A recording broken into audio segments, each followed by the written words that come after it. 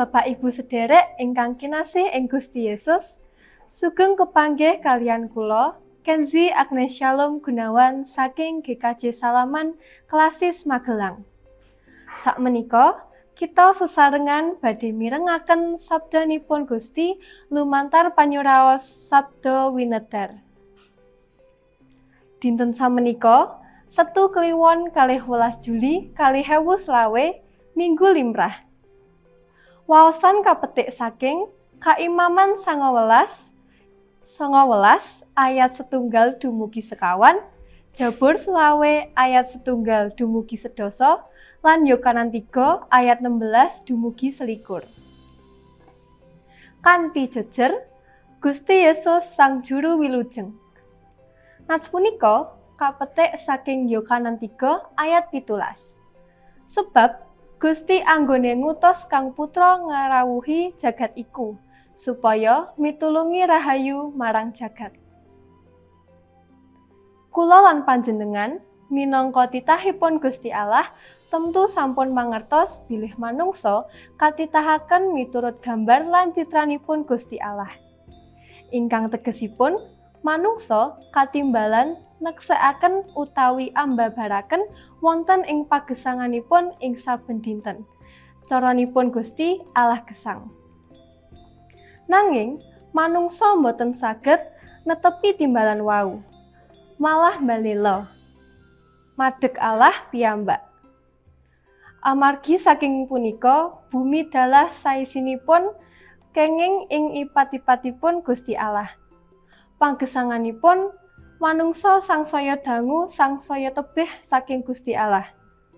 Mila manungsa boten saged milujengaken badanipun piyambak.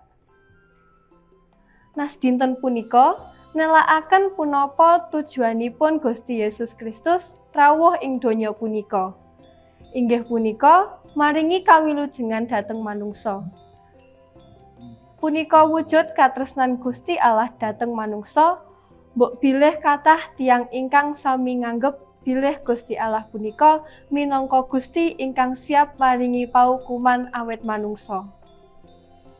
Punika titah ingkang mbalela dumateng Gusti Allah. Nalika nas punika dipun raos-raosaken temtu dados pawartos ingkang nengsemaken manah. Mugi-mugi sangsaya kathah tiyang pitados ingkang nampi sabdanipun Gusti Allah kanthi saestu lan pitados kaliyan punapa ingkang dipun ngendikaaken Gusti Yesus.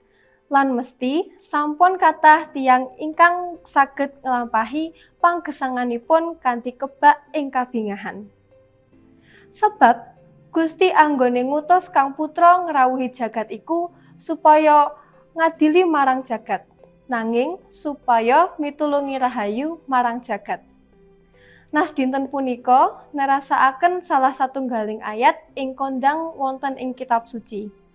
Awit dene Gusti Allah anggone ngasihi marang jagat iku nganti masrahake Kang Putra ontang-anting, supaya saben wong kang percaya marang panjenengane aja nganti nemu karusaan, nanging duwe ana urip langgeng. Sahadat 12 para perangan kaping 2 dumugi 7 punika ngemot pangaken bab Gusti Yesus lan pakaryanipun.